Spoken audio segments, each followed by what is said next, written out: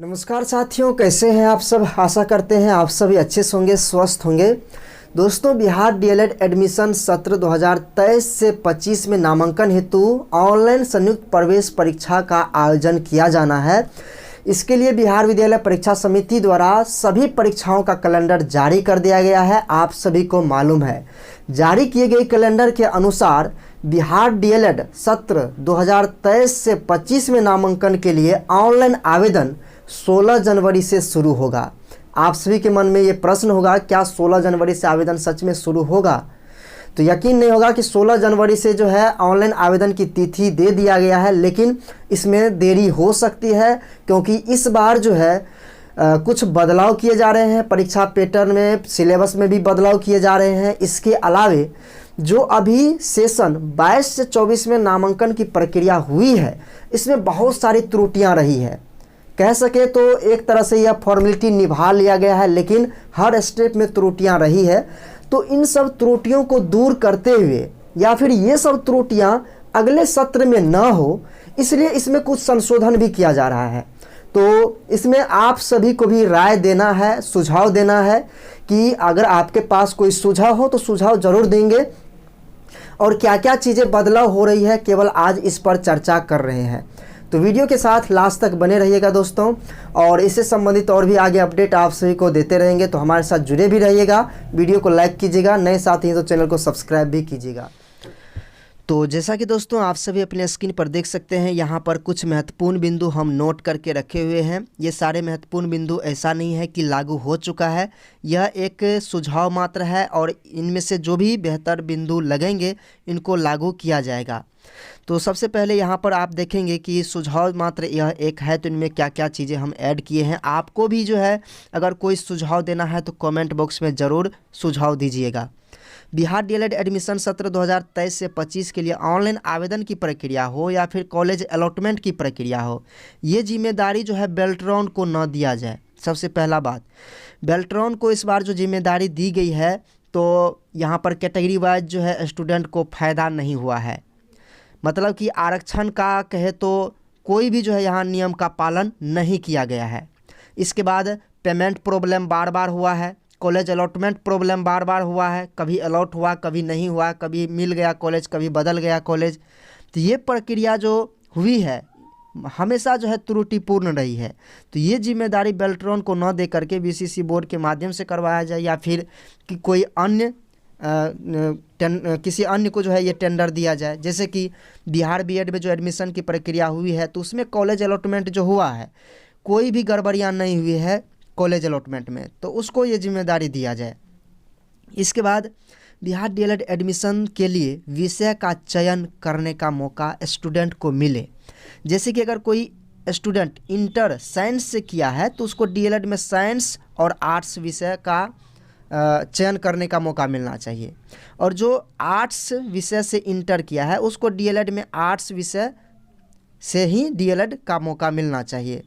अगर कोई अभ्यर्थी इंटर साइंस से किया है और आर्ट्स के साथ वो उर्दू भी रखे हैं, तो साइंस से किया है तो साइंस तो मिलना चाहिए, और आर्ट्स भी उर्दू भी रखा हुआ है, तो वो चाहे तो उर्दू रख सकता है, चाहे तो आर्ट्स भी रख सकता है।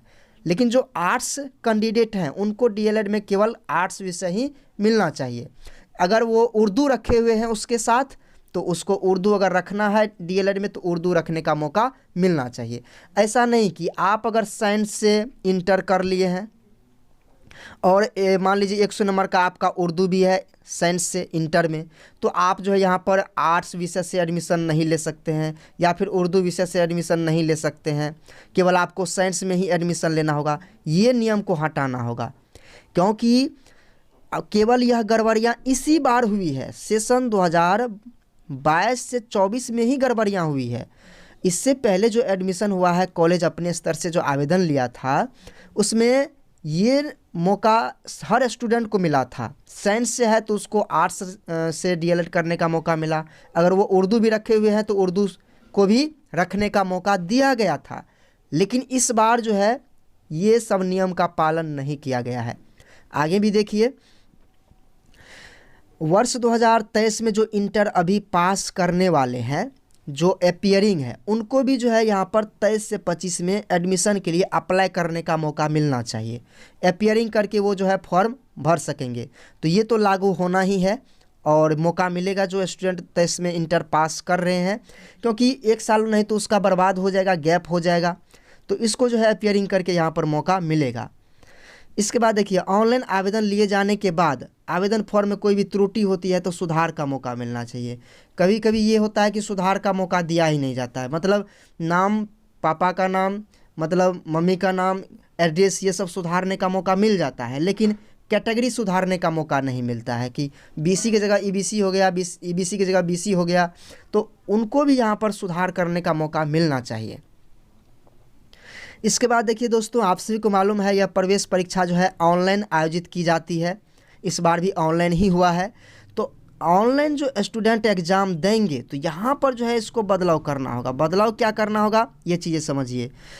क्योंकि एक स्टूडेंट के जगह पर क्या होता है कि दूसरा स्टूडेंट एग्ज़ाम दे देता है, तो यहाँ पर आधार कार्ड द्वारा जो है उसका अंगूठे के माध्यम से, जो अंगूठा उसका आधार कार्ड में लिंक है, मान लीजिए कि हम एक स्टूडेंट हैं तो मेरा अंगूठा जो है आधार कार्ड में लिंक है, तो हम अंगूठा देंगे तभी जो है मेरा लॉगिन आईडी ओपन होना चाहिए। ऐसा नहीं कि पासवर्ड देंगे तब ओपन हो, नहीं, हम अपना अंगूठा देंगे तो जो है यहाँ पर मेरा आईडी जो है ओपन होना चाहिए, हमको एग्ज़ाम देने का परमिशन मिलना चाहिए। ऐसा नहीं कि एप्लीकेशन नंबर डाल दिए, डीओबी डाल दिए, डेट ऑफ बर्थ डाल दिए, लॉगिन कर लिए, एग्ज़ाम दे दिया, ऐसा नहीं होना चाहिए। इसमें क्या होता है कि दूसरा स्टूडेंट की जगह पर दूसरा स्टूडेंट चला जाता है, जिसकी वजह से स्टूडेंट को परेशानी होती है, जो स्टूडेंट सच में मेहनत करते हैं। इसके अलावा देखिए दोस्तों, यहाँ पर और भी पॉइंट ऐड किए गए हैं। डीएलएड एडमिशन हेतु सीटों का आवंटन कैटेगरी वाइज हो। कैटेगरी के स्टूडेंट को जनरल सीटों पर भी उसको आवंटन होना चाहिए। मान लीजिए कि हम ईबीसी कैंडिडेट हैं, ठीक है, मेरा ईबीसी रैंक तो अलॉट हुआ ही है, उसके बाद जनरल रैंक भी मेरा अलॉट हुआ है, मतलब हम जनरल से भी फाइट करेंगे और अपने कैटेगरी से भी फाइट करेंगे। तो हमको जिधर से नज़दीक पड़ेगा कॉलेज आवंटन प्रक्रिया में, उधर से हमको कॉलेज आवंटित हो जाना चाहिए। अगर मान लीजिए कि 10 गो सीट है, ठीक है, 10 गो सीट है जनरल में, ठीक है, ईबीसी कैंडिडेट हैं हम, ईबीसी में मान लीजिए कि यहाँ पर 2 गो सीट है, मात्र 2 गो सीट है, जनरल में 10 गो सीट है। हम अगर मान लीजिए कि 20 नंबर रैंक हम प्राप्त किए हैं जनरल में और 5 नंबर रैंक प्राप्त किए हैं हम अपने कैटेगरी में, तो हमको किधर से नज़दीक पड़ता है।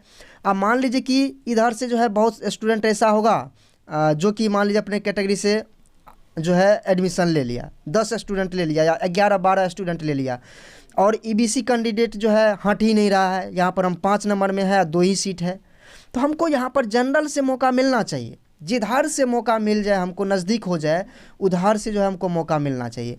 अभी यहाँ पर आरक्षण का पालन नहीं किया गया है। हम कहें तो यह एक फॉर्मेलिटी निभा लिया गया है। एडमिशन प्रक्रिया में तो इतना ज़्यादा त्रुटि है कि अगर जो कोई जो है मान लीजिए कि आरोप लगा दे तो ये रद्द भी हो जाएगा, ठीक है। तो यहाँ पर आरक्षण का लाभ मिलना चाहिए, साथ ही साथ जनरल कैटेगरी से भी लाभ मिलना चाहिए, क्योंकि जनरल कैटेगरी से रैंक अलॉट होता है और जनरल के अलावे कैटेगरी रैंक भी अलॉट होता है। तो ये चीज़ें समझ गए। इसके बाद देखिए, सीट आवंटन से पूर्व एक बार कैटेगरी और स्ट्रीम विषय सुधार करने का मौका मिलना चाहिए, उसके बाद ही जो है कॉलेज आवंटन होना चाहिए। क्योंकि कॉलेज आवंटित हो जाता है, फिर हमको पता चलता है कि मेरा कैटेगरी ही गलत है और गलत कैटेगरी से हमको कॉलेज मिल गया, तब तो ये सेशन मेरा बर्बाद हो गया, हम तो एडमिशन ले ही नहीं सकते हैं कहीं भी, और कॉलेज वाले लेंगे भी नहीं। तो यहाँ पर ये होता है कि मान लीजिए कैटेगरी आपका गलत हो गया, अगर आपको जनरल से सीट अलॉट होता है तो कोई दिक्कत नहीं, हम कैटेगरी नहीं लगाएंगे। तो वो नियम का यहाँ पर तो पालन होना चाहिए जो ऊपर हम आपको बता दिए हैं, लेकिन यहाँ पर एक बार सुधार का भी मौका दिया जाना चाहिए। तो ये सब सुधार का मौका दिया जाएगा, चर्चा चल रही है। अब बात कर लेते हैं परीक्षा का प्रारूप पैटर्न क्या रहने वाला है, क्योंकि यहाँ पर कुछ बदलाव करने का भी सुझाव चल रहा है। सामान्य हिंदी या सामान्य उर्दू से 30 प्रश्न पूछे जाते हैं, जो कि एक प्रश्न के लिए 3 अंक निर्धारित थे, तो यहाँ पर 90 अंक हो गया। यहाँ पर विचार है कि 30 अंक ही हो, मतलब कि एक प्रश्न के लिए 1 अंक ही निर्धारित हो, ठीक है। खास इस 1 अंक निर्धारित हो या 3 अंक निर्धारित हो, इससे खास कोई फर्क पड़ने वाला नहीं है। देखने में लगता है कि 450 अंकों की परीक्षा हुई है, और लेकिन ओरिजिनल में तो 150 अंकों की ही परीक्षा हुई है। तो ज़्यादा प्रश्न रहता है तो अलग अलग प्रश्नों में स्टूडेंट को चांस भी मिलता है, ये ठीक है। ज़्यादा प्रश्न है तो इसमें जो है अंक 3 दे या अंक 1 दे, इससे तो खास प्रभाव पड़ने वाला है नहीं। इसके बाद अलग अलग शिफ्टों में यह परीक्षा होगी, तो यहाँ पर नॉर्मलाइजेशन की प्रक्रिया लागू होगी इस बार। समान अध्ययन से 20 प्रश्न, समान विज्ञान से 20 प्रश्न, गणित से 30 प्रश्न, तार्किक क्षमता रीजनिंग से 30 प्रश्न। अब यहाँ पर अंग्रेजी में दिक्कत हो गया। अंग्रेजी मान लीजिए कि बिहार बोर्ड के स्टूडेंट हैं तो यहाँ पर जो है उसको कमज़ोरी फील होता है, या फिर कहे तो अच्छा मौका नहीं मिल पाता है। तो यहाँ पर अंग्रेजी से जो 20 प्रश्न पूछे जाते थे, 10 प्रश्न जो है अब आपका करंट अफेयर से पूछे जाने का प्रस्ताव है, सुझाव है, ये लागू हो सकती है। ठीक है, तो बस इसमें इतना ही बदलाव हो सकता है। आगे और भी अगर कोई बात आती है सामने तो हम आपको इन्फॉर्म करेंगे। इसके बाद देखिए दोस्तों, निगेटिव मार्किंग है। निगेटिव मार्किंग की बात करें तो इस बार भी निगेटिव मार्किंग 1/3 रहा है, और इस बार निगेटिव मार्किंग उतना ज़्यादा नहीं, बहुत ज़्यादा हो जाता है, 1/4 का निगेटिव मार्किंग रहेगा। ठीक है, और बिहार बीएड प्रवेश परीक्षा की बात करें तो वहाँ पर निगेटिव मार्किंग तो नहीं है, लेकिन यहाँ पर निगेटिव मार्किंग है। तो स्टूडेंट का कहना है कि निगेटिव मार्किंग बिल्कुल ही ना हो, बिल्कुल ही ना हो तो कोई जो है तुक्का लगाएंगे ही, इसलिए जो है यहाँ पर कम से कम यानी कि 1/4 जो है निगेटिव मार्किंग होना ज़रूरी है। इसके बाद देखिए, न्यूनतम पास अंक इस बार निर्धारित नहीं किया गया, क्योंकि किसी स्टूडेंट का निगेटिव मार्क भी आया हुआ था प्रवेश परीक्षा में, फिर भी उसको जो है कॉलेज आवंटित या एडमिशन का मौका दिया गया। लेकिन इस बार है कि नहीं, मिनिमम पास मार्क्स जो है स्टूडेंट को लाना ही पड़ेगा, तभी उसका एडमिशन होगा। जैसे कि जनरल ओबीसी कैंडिडेट हैं या ईडब्ल्यूएस कैंडिडेट हैं तो 40% नंबर आपको लाना ही पड़ेगा। इसके बाद SC ST कैंडिडेट है, दिव्यांग कैंडिडेट हैं तो 36% नंबर आपको लाना ही पड़ेगा, क्योंकि यहाँ पर सिलेबस जो आपका है ये तो आपका मैट्रिक स्टैंडर्ड ही रहेगा, लेकिन प्रश्न में हेर फेर किया जा रहा है तो यहाँ पर आपको थोड़ा चांस मिलेगा, तो नंबर आप बढ़ा ही सकते हैं। इसके बाद देखिए दोस्तों, इस बार जो उत्तर कुंजी जारी किया गया था उस पर आपत्ति स्टूडेंट दिया नहीं दिया, उसका रिजल्ट आया नहीं आया, कुछ पता नहीं चला। तो आपत्ति जो है पूरा बिल्कुल फ्रेश तरीके से दिए जाने का मौका मिलना चाहिए, और आपत्ति के बाद पुनः प्रवेश परीक्षा का स्कोर कार्ड जारी हो। इसके बाद देखिए दोस्तों, अगर कोई भी प्रश्न गलत है, मतलब कोई प्रश्न उत्तर गलत है, तो उस प्रश्न उत्तर पर जो है हर स्टूडेंट को आपत्ति दर्ज न करना पड़े। मान लीजिए कि आपको लगा कि 5 नंबर का क्वेश्चन गलत आया था, या उसका उत्तर जो है कुंजी जारी होने के बाद बोर्ड ने गलत उत्तर लिया है, हमने सही लगाया है। जब बोर्ड को ये पता चल गया, कन्फर्म हो गया कि हाँ मेरा ये उत्तर गलत लिया गया है, तो अब हर स्टूडेंट को इस प्रश्न के लिए आपत्ति न करना पड़े। अगर एक आपत्ति चला गया तो उस पर जो है ऑटोमेटिक हर स्टूडेंट को सुधार करके नंबर मिलना चाहिए। ऐसा नहीं कि आप भी 100 रुपया फंसाओ फिर दूसरा स्टूडेंट भी 100 रुपया फंसाओ, ऐसा नहीं होना चाहिए। तो उसके बाद जो है यहाँ पर देखिए, निःशुल्क रखने की बात कही गई है कि आपत्ति में जो है रुपया न लिया जाए। हम आपको आवेदन दे ही रहे हैं, आवेदन शुल्क दे ही रहे हैं, बहुत ज़्यादा रुपया आप ले ही रहे हैं, फिर हम आपको जो है आपत्ति दर्ज करने के लिए रुपया दे, फिर कॉलेज अलॉटमेंट के लिए आपको जो है 350 रुपया 450 रुपया पे करें, हर बार स्टूडेंट से लूटा जाए, तो ये तो अच्छी बात नहीं है। आपकी गलती है, आप सुधारवाइए, है ना। तो ये चीज़ें जो है यहाँ पर कुछ बिंदु रखे गए हैं, इसके अलावे भी और सारे बदलाव हो सकते हैं। आप भी सुझाव दीजिएगा तो हमें भी थोड़ा आइडिया मिलेगा। और दोस्तों, आप सभी से रिक्वेस्ट है कि जो भी सुझाव की प्रक्रिया चल रही है तो ये केवल एक सुझाव मात्र है, तो इसमें कोई अरंगा न लगाए कि ये आप फालतू का इधर से उधर कर रहे हैं या उधर से उधर कर रहे हैं। दोस्तों, छात्र हित में जो बिंदु अच्छा लग रहा है उसको यहाँ पर शामिल किया जाना ज़रूरी है, ठीक है। तो आप सभी भी सपोर्ट कीजिएगा, और टीचर्स एकेडमी ग्रुप के माध्यम से आप सभी को अपडेट भी मिलती रहती है, और हम अपना भी सुझाव ये जो बनाए हुए हैं ये सुझाव भेजे हुए हैं, तो ये सुझाव हम आप सभी को बता ही दिए हैं। इसके अलावा टीचर्स एकेडमी ग्रुप के माध्यम से भी बहुत सारे सुझाव भेजे जा रहे हैं, तो हम भी जो है सुझाव उन्हीं को भेजेंगे, ठीक है। और उनको जो अच्छा लगेगा वो अपने स्तर से बोर्ड को भेजने का प्रयास करेंगे। आपके पास भी सुझाव है तो कमेंट ज़रूर कीजिएगा ताकि हम उसको ऐड कर पाएँ। इसके अलावा दोस्तों आप सभी का ये भी प्रश्न है कि ऑनलाइन आवेदन इसके लिए कब से लिया जाएगा। तो दोस्तों 16 जनवरी से निर्धारित है, 16 जनवरी 2022 से, लेकिन इस तिथि को आगे विस्तारित किया जा सकता है, हो सकता है इस महीने के लास्ट यानी कि कह सके तो फरवरी से आवेदन शुरू हो सकती है। नोटिफिकेशन आने में देरी हो सकती है क्योंकि ये सारे बदलाव होना है तो इसमें थोड़ा समय लगेगा, मंथन होगा, उसके बाद ही जो है नोटिफिकेशन आएगा। उसके 10 दिन 15 दिन बाद ही जो है आवेदन शुरू होगा, तो यहाँ पर समय लग सकता है, फरवरी से आवेदन शुरू हो सकती है। बाकी आप सभी अपने तैयारी में लगे रहिए।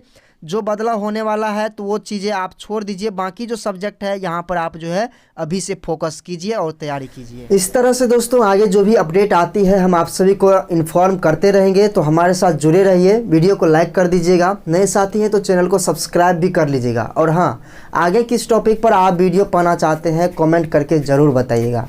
धन्यवाद।